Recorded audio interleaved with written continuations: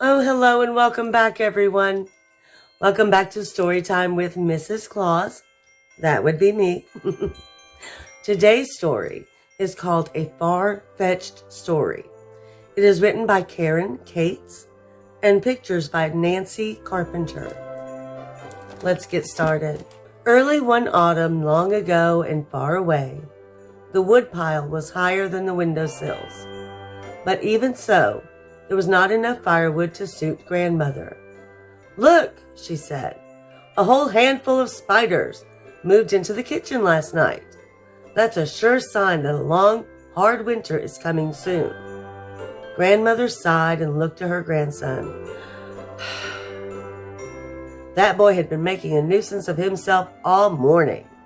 So Grandmother asked him to go to the woods and gather just one more armful of firewood. The boy hurried off down the hard dirt footpath that led from the house into the darkness of the old woods. He had always believed that a lone wolf lived deep in the woods. And now, here was a chance to spy that wolf for himself. When the boy returned home, he had not one single stick of firewood, and his shirt was in shreds. "Where is my firewood? And what in the world happened to your shirt?" asked Grandmother. "A wolf!" cried the boy. "It tore my shirt with its terrible, pointed fangs. It made me forget all about the firewood. I barely escaped with my life."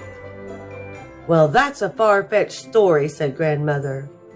"It's a pity, but it can't be helped, and I'm afraid we'll have to burn your shirt for firewood." "Oh, please no," begged the boy. "It's my favorite shirt." "I know, dearie, but a long, hard winter is coming." And slap, bang, Grandmother threw the striped rag into the empty wood box, where she liked to keep one extra armful of firewood for emergencies. Then she said, "Where is your sister? I bet that girl can get one last armful of firewood." So the girl skipped off to gather firewood. She had known for a long time that a deer had been trampling and even sleeping in the tall weeds behind the old tool shed, and she had been longing to feed it from her very own hand. But when the girl returned home, she had not one stick of firewood, and the hem of her dress was raggedy, as if it had been nibbled all around. "Where is my firewood? And what in the world has happened to your pretty dress?" asked Grandmother. "A deer!" cried the girl. "First it ate my apple, and then it tried to eat my dress. It made me forget all about the firewood. I barely escaped with my life." "Well, that's a far-fetched story," said Grandmother. "It's a pity, but it can't be helped, and I'm afraid we'll have to burn your dress for firewood." "Oh, please no," begged the girl. "It's my favorite dress." "I know, dearie, but a long, hard winter is coming." And slap, bang, Grandmother threw the flowered rag into the wood box. Then she asked both children, "Where is your mother? I wonder if she could get that one last armful of firewood." So the mother wandered off to gather firewood, and when she returned home, she had not one stick of firewood, and her gown was unraveling into great lengths and loops of blue and red and black and golden threads. "Where is my firewood? And what in the world had happened to you?" asked Grandmother. "Swans!" cried the mother. "They surrounded me. They plucked at my gown, and I myself went spinning round and round. They made me forget all about the firewood. I barely escaped with my life." "Well, that's a far-fetched story," said Grandmother. "It's a pity, but it can't be helped. I'm afraid we'll have to burn this whole tangle for firewood." "Oh, please no," begged the mother. "It's my favorite gown." "I know, dearie, but a long, hard winter is coming." And slap, bang, Grandmother threw the paisley rag into the wood box. Then she turned to the two children again. "Where is your father? We really must have just one more armful of firewood." So the father strode off to gather firewood. When the father returned home, he had not one stick of firewood, and his shirt was full of great claw-like holes. "Where's my firewood? And what in the world happened to your shirt?" asked Grandmother. "A bear," cried the father. "It tried to steal my shirt with its terrible claws. It made me forget all about the firewood. I barely escaped with my life." "Well, that's a far-fetched story," said Grandmother. "It's a pity, but can't be helped. And I'm afraid we'll have to burn your shirt for firewood." "Oh, please no," begged the father. "It's my favorite shirt." "I know, dearie, but a long, hard winter is coming." And slap, bang, Grandmother threw the plaid rag into the wood box. "We really do need just one more armful of firewood." She looked all around in a determined way. "Where is the baby?" she asked. The baby was in the backyard picking up little sticks and throwing down little sticks and picking up little sticks and throwing down little sticks. But soon she began to follow something soft and jumpy. When Grandmother finally found the baby, she was wearing only her diaper and a long flyaway sash. Her little dress was missing. "Where in the world have you been?" cried Grandmother. "Rabbits," said the baby.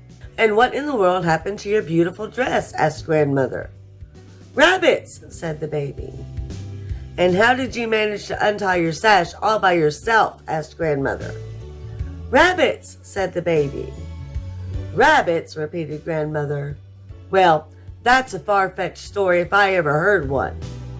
She shook her head at the long, snaky, polka-dotted sash. "It's a pity, but it can't be helped. And I'm afraid we'll have to burn this useless sash for firewood," she said. "No," said the baby. "I know, dearest, but a long, hard winter is coming."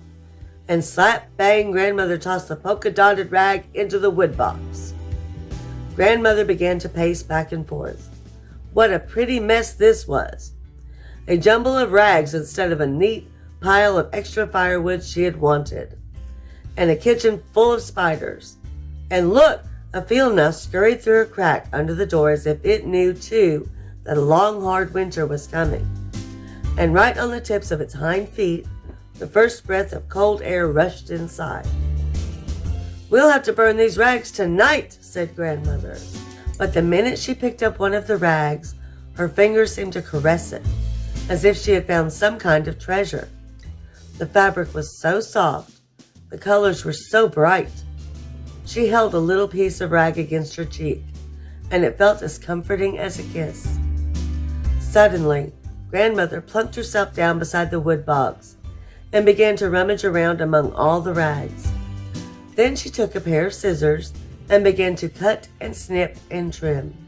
When she had finished cutting, she threaded several needles with brightly colored threads and began to stitch and stitch and stitch. Soon she had made something as long and wide as a bed and as thick and warm as a coat. It made a different kind of warmth from firewood. It made the kind of warmth that lasts forever, instead of disappearing as burning firewood will do. "There," said Grandmother, "a far-fetched story quilt. And just in time, too."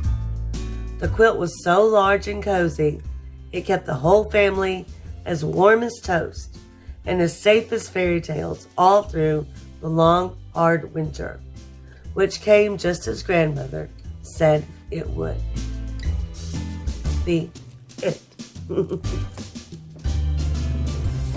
Well, that was a far-fetched story. I hope you enjoyed it. Be sure to like and subscribe before you leave today so that you can not miss any stories from me, Mrs. Claus. I'll see you on the next story time. Bye.